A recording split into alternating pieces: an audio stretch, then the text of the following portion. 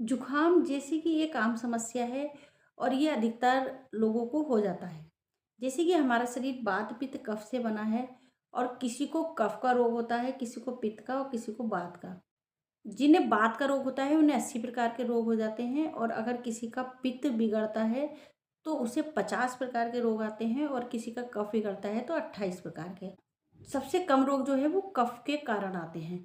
लेकिन अगर कफ को समय रहते ध्यान ना दिया जाए और लगातार आपको कफ होता रहे, आपको जुखाम होता रहे, तो वो भी एक कारण होता है। तो आज मैं इन्हीं सब कारणों पे प्रकाश डालूंगी कि प्राकृतिक चिकित्सा से इसको कैसे दूर किया जा सकता है। तो नमस्कार, मैं डॉक्टर ममता शर्मा, आरोग्य प्राकृतिक दर्पण से। तो मैं आप प्राकृतिक तरीके से आपको बताऊंगी कि नज़ला जुकाम को कैसे दूर किया जा सकता है। जैसे कि इस समय मौसम चल रहा है तो जिसे देखो उसे नज़ला जुकाम और खांसी की समस्या हो रही है।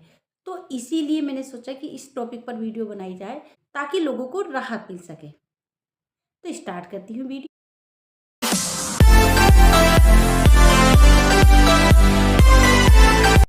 ये एक साधारण रोग है। इसमें नाक बंद हो जाती है, श्वास लेना कठिन हो जाता है, नाक बहने लगती है। इस रोग के लिए अनेक प्रकार से पेटेंट दवाइयाँ बन चुकी हैं। जुकाम में सिर भारी लगता है, बदन टूटता है, काम करने की इच्छा नहीं होती है, नाक बंद होने से कुछ अटका अटका सा प्रतीत होता है, आलस लगता रहता है, अधिक दिन तक जुकाम रहने से नज़ला हो जाता है, जो आँखों व बालों पर बुरा प्रभाव पड़ता है, सूंघने की शक्ति, भूख चली जाती है। तो फ्रेंड्स, अगर किसी को जुकाम होता है तो इस प्रकार की समस्याएं देखने को आती हैं। बदन टूटा टूटा सा रहता है, कुछ खाने पीने को मन नहीं करता है, उबकाई सी भी आती है। तो फ्रेंड्स, से रोग न समझकर शरीर की सफाई करने का साधन समझना चाहिए। जुकाम गंदी हवा में रहने से, कमरे के सब दरवाजे बंद करके सोने से, दिन भर मोटे कपड़े लादे रहने से, कब्ज रहने से, पेट को आवश्यकता से ज़्यादा भरा रहने से, गर्म पानी के स्नान करने से, बड़ी आंत में मल भरे रहने से, ताज़ी हवा ना मिलने से होता है। तो फ्रेंड, जैसे जुकाम जो है वो गंदी हवा में रहने से, शुद्ध वायु ना मिलने के कारण, हमारे ओढ़ने बिछाने का कपड़ा अच्छा साफ सुथरा ना होने के कारण, और हमने जैसे खाना खाया है तो वो आवश्यकता से ज़्यादा खाना खा लिया, और जैसे हमारी बड़ी आंत में भोजन जो है वो पड़ा है, अच्छे से उसका पाचन ना होना, इन कारण से भी जुकाम हो जाता है। कब्ज, निरंतर कब्ज रहने के कारण भी जुकाम हो जाता है। किस प्रकार से इसकी प्राकृतिक चिकित्सा करना चाहिए आगे मैं यही बताऊंगी। जब भी जुकाम हो जाए तो सबसे पहले गुनगुने पानी से एनिमा लें। 1 प्याला गर्म पानी पीते रहें। यदि एनिमा ना ले सके तो आधा किलो पालक, 250 ग्राम सलजम, 250 ग्राम गाजर और 250 ग्राम टमाटर, एक छटाक धनिए के पत्ते, अदरक साफ करके रस निकालकर 3-3 घंटे बाद एक एक गिलास पिलाते रहें। इससे पेट साफ होगा और पसीना आ जाएगा। तो फ्रेंड्स, कमरे की खिड़कियां जो है वो खोल के सोएं और कम से कम 8-9 बजे जो है वो 15 से 20 मिनट जो है वो सूर्य स्नान जरूर करें।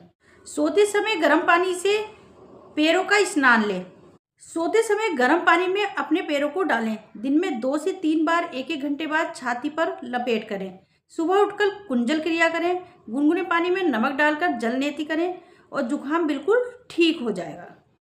तो फ्रेंड्स, अगर आपको कफ का बहुत ज़्यादा जोर हो रहा है तो सोते समय अपने पैरों को गुनगुने पानी में डालें और 2 से 3 बार जो है वो छाती पर गरम तौलिए का लपेट करें।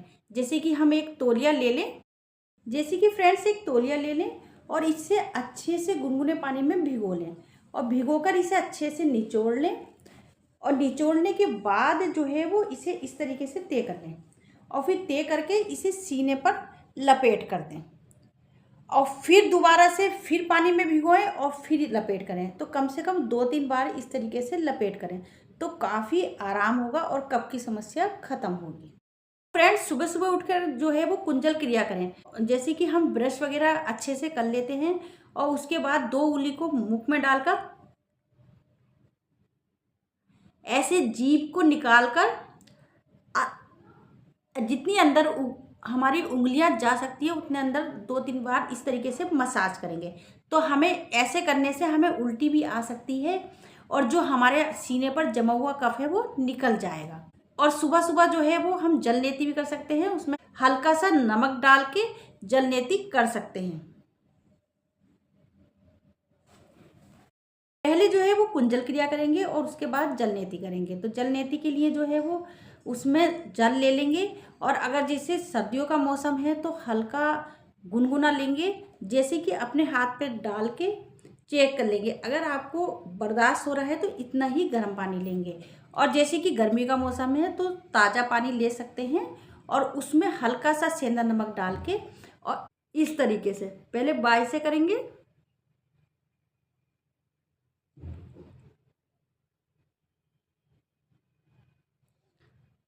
और मुंह को इस तरीके से खुला रखेंगे।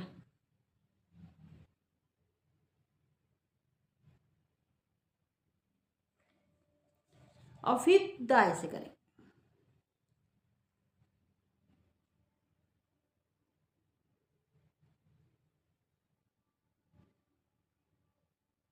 और फिर आप देखेंगे कि पानी आपके इधर से गिरना शुरू हो जाएगा। तो श्वास मुंह खोल के और श्वास को इस तरीके से रोक के और फिर इस तरीके से हम करेंगे।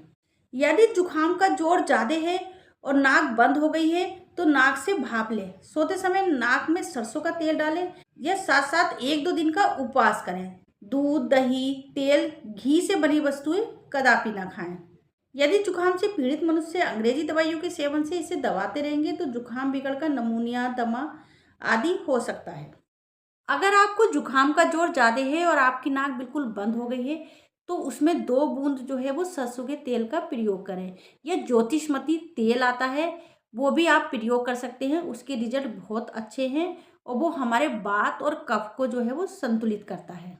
तो जैसे कि हम एलोपैथिक दवाइयाँ बार बार लेते हैं और बार बार अपने नज़ले को, जुखाम को दबाते हैं, तो ये आगे जाके जीर्ण रोग बन जाते हैं, जैसे टीबी, कैंसर आदि बीमारियां उत्पन्न हो जाती हैं। जुखाम जो है वो बिगड़कर निमोनिया, टीबी, कैंसर और दमा जैसी बीमारियां उत्पन्न हो जाती हैं। कोशिश करें कि जुखाम को ऐसे ही ठीक होने दें प्राकृतिक तरीके से।